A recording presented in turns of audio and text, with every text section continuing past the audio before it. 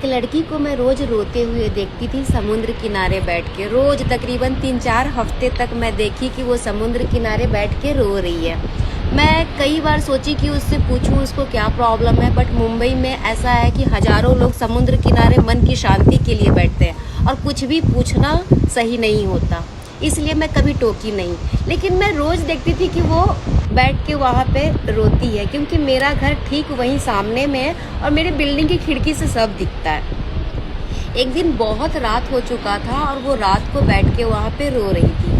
मैं अपने फ्रेंड को बोली कुछ तो इसको प्रॉब्लम है, चल एक बार पूछते हैं क्या प्रॉब्लम है, हो सकता है हम लोग कुछ कर पाए। तो मैं इससे जाके वहाँ पे पूछी कि आपको क्या प्रॉब्लम है। तो वो बोली कि मुझे कोई प्रॉब्लम नहीं है, प्लीज़ मुझे अकेले छोड़ दो, बस आप लोग चले जाओ। तो मैं अपने फ्रेंड के साथ आ गई और फिर दोबारा मैं इसको कभी नहीं टोकी। तकरीबन 2-3 महीने तक मैं कंटिन्यू देखी कि वो वहाँ पे बैठती है। एक दिन ये अचानक से मेरे बिल्डिंग में आके बोली यहाँ पे रूम खाली है क्या। हम लोगों को एक लड़की की ज़रूरत थी, क्योंकि 2-3 लोग मिल के रहो तो ईजी पड़ता है, मुंबई बहुत महंगा है। तो ये हम लोगों के साथ रहना शुरू की, लेकिन ये किसी से बात नहीं करती थी, बिल्कुल गुमसुम रहती थी। वो सब तो ठीक है, बट ये खाना पीना कुछ नहीं खाती थी। अब खाती थी, क्लास जाना, क्लास से घर आना और गुमसुम रहना या समुद्र किनारे जाके बैठ जाओ, इसका यही काम था। एक दिन इसकी तबीयत रात को अचानक खराब हुआ, इसको झटके आने लगे, इसको पूरा लार टपक रहा था, ये रोए जा रही है और इसको झटके ऐसे आ रहे थे कि संभालना बहुत मुश्किल हो रहा था। मैं ये सब देख चुकी थी, इसलिए मुझे डर नहीं लग रहा था, लेकिन मेरे फ्रेंड लोगों को बहुत डर लग रहा था। वो दोनों ऐसे डर रही थी मानो वो अब भाग जाएगी। फिर मैं इसको बहुत ज़ोर से पकड़ी, एकदम सीने से लगा के तकरीबन 15-20 मिनट तक रखी, लेकिन ये ठीक नहीं हो पा रही थी। तो मैं जल्दी से इसको हॉस्पिटल में एडमिट की। जब हॉस्पिटल में एडमिट की तो डॉक्टर ने इससे पूछा कि ये झटके आपको कब से आ रहे हैं। तो इसने कहा कि 8 महीने से। ये डॉक्टर को कुछ नहीं बोली, हम सभी दोस्त मिल के इसका बहुत ख्याल रखे, बहुत केयर किए। फिर ये ठीक हो गई, इसको डिस्चार्ज करके घर लाए। ये धीरे धीरे हम लोगों से फ्रैंक होते गई। फिर इसने अपनी प्रॉब्लम शेयर की हम लोगों से, और जो ये बताई सुन के रोंगटे खड़े हो गए।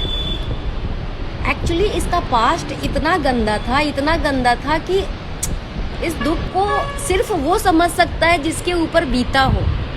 इसने बताया कि 10 साल से ये किसी लड़के के साथ रिलेशन में थी, स्कूल टाइम से, और ये दोनों एक दूसरे से बहुत प्यार करते थे, बहुत ज़्यादा प्यार थी दोनों में।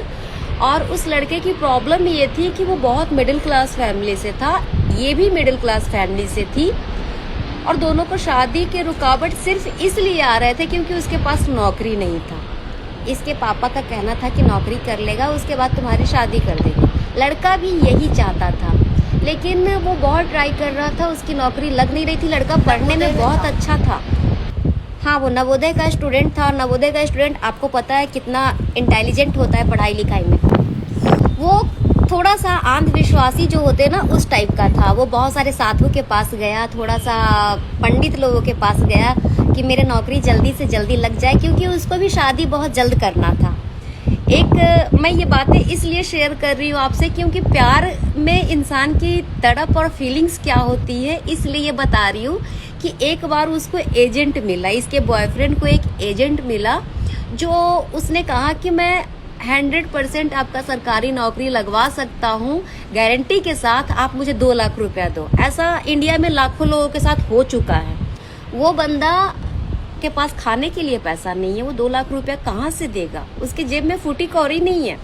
तो इसने क्या किया, अपनी मम्मी से पैसा मांगी, पापा से पैसा मांगी, दोस्त यार से पैसा मांगी, बहुत सारे लोगों से हेल्प मांगी, और ये कुछ सेविंग रखी थी क्योंकि ये बच्चों को ट्यूशन देती है, तो ये कुछ पैसे रखी थी। सब मिला के उसको 2 लाख रुपया दी कि उसको दो, जल्दी से नौकरी मिल जाएगा। वो बंदे को दी, वो बंदा पैसा लेके फरार हो गया, वो पैसा पानी में गया। ये बहुत रोई। वो बंदा इसको समझाया कि मैं नौकरी कर लूँगा, चिंता मत करो, और वो अपनी पढ़ाई में विश्वास किया और वो अपना मेहनत करने लगा और हमेशा फॉर्म भरता, एग्ज़ाम की तैयारी करता। फिर तकरीबन 1.5 साल में उसका जॉब लग गया। जैसे ही जॉब लगा तो वो उसका पोस्टिंग दिल्ली में हुआ, दिल्ली नहीं ग्वालियर, सॉरी उसका पोस्टिंग ग्वालियर में हुआ और वो ग्वालियर चला गया। इन दोनों का बातचीत, प्यार, ये सब चीज़ और बढ़ गया। क्योंकि जाहिर सी बात है, जो इंसान स्कूल टाइम से साथ है वो हमेशा कहता कि आज मैं जो कुछ भी हूँ तेरी हिम्मत और तेरे भरोसे की वजह से हूँ। और ये कंटिन्यू फ़ोन में बात करती थी। धीरे धीरे उसने ये कहा इससे कि मैं हाई पोस्ट पे जाना चाहता हूँ और मुझे थोड़ा सा वक्त चाहिए, थोड़ा सा स्पेस चाहिए।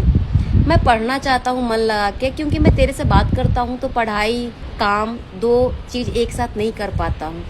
तो ये धीरे धीरे बातचीत कम करने लगा वो, और वो पढ़ाई में अपना ध्यान देने लगा। और तकरीबन 8-9 महीने तक वो इससे कम बात करता। कभी कभी इसका दिल करता उससे बात करने को, तो ये कभी कॉल कर देती या फिर कभी वीडियो कॉल करती, तो वो गुस्सा करता इसके ऊपर कि मैं तुमको समझा रहा हूँ कि मैं पढ़ाई में ध्यान दे रहा हूँ, मेरा दिमाग को क्यों इधर उधर भटका रही हो तुम। तो ये बेचारी बिल्कुल कॉल करना बंद कर दी, बिल्कुल भी बंद कर दी। एक दिन इससे रहा नहीं गया, तो रात को तकरीबन 10 बज रहे थे। इसने कॉल किया उसको, बस आवाज़ सुनने के लिए कि थोड़ा सा बात कर लूँ। तो वो बंदा गुस्से में आके इसके अकाउंट में 2 लाख रुपया डाल दिया। और जैसे ही अकाउंट में पैसा डाला, ये बहुत रोने लगी, बहुत डर गई कि हुआ क्या, मैंने किया क्या, वजह क्या हुआ कि इसने ऐसा किया। और उसने कॉल करके बोला जो तुमने एहसान दिया था ना, मैं वो तुमको वापस कर दिया हूँ, और प्लीज़ अब मुझे पढ़ने दो, मुझे डिस्टर्ब मत करो। ये बहुत रोने लगी। तकरीबन 3-4 महीने बाद उसका बर्थडे था, तो ये सोची कि मैं ग्वालियर जाऊंगी, उसके बर्थडे में उसको विश करूंगी। मेरे ख्याल से 2 साल होने वाला था उसको जॉब को, और ये जब उसका बर्थडे आया तो ये ग्वालियर गई उसको विश करने के लिए अपने मम्मी पापा के साथ। जब वो वहाँ गई तो इसने देखा कि उसकी शादी हो चुकी, और वो पिछले महीने ही शादी किया। ये वहाँ पे बेहोश हो गई, गिर गई है, और उस टाइम से इसको झटके आने लगे। और उस बंदे ने इसके मुंह पे ये कहा कि मैंने तुमसे कोई एहसान नहीं लिया है। और उसने अपनी बीवी को सुना के बोला कि कोई प्यार व्यार नहीं था मेरा, एक बचपना वाला अट्रैक्शन था जो हो गया, और मैंने इससे कोई एहसान नहीं लिया है। मैं इसे 2 लाख रुपया दिया हूँ, ये देखो इसके अकाउंट में मैं भेज चुका हूँ। इसके पापा ने कहा बेटा सवाल 2 लाख की नहीं थी, सवाल उस वक्त की थी, उस फीलिंग्स की थी। उसकी कीमत तुम दे पाओगे क्या?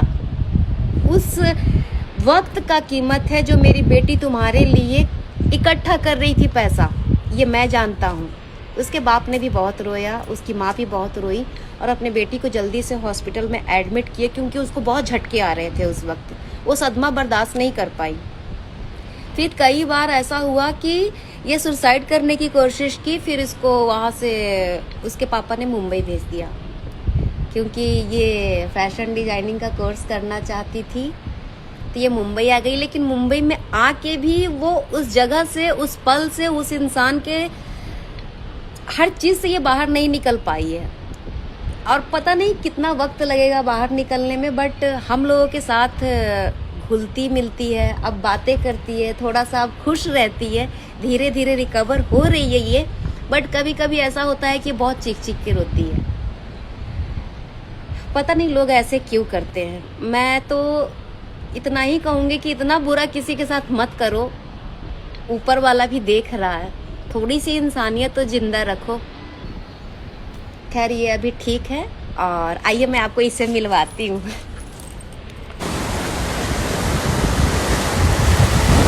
ये छाता मैं संभाल नहीं पा रही हूँ। मेरा जब मिल गया, इधर आओ।